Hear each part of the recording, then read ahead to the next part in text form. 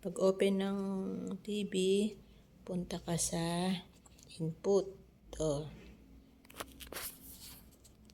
Input. Ayan, input. Input. Ayan. Tapos punta ka ng HDMI. Ayan. Ayan yung computer. Tapos kung mag-zoom ka, ayan to.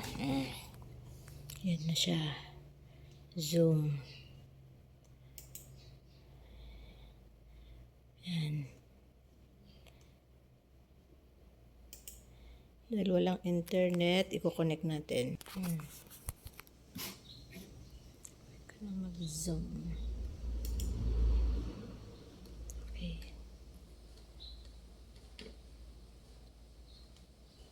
Tapos, pagpapalitin.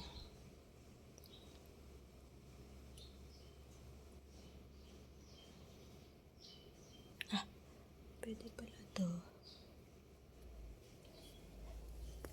Tapos to ay sa TV sa likod.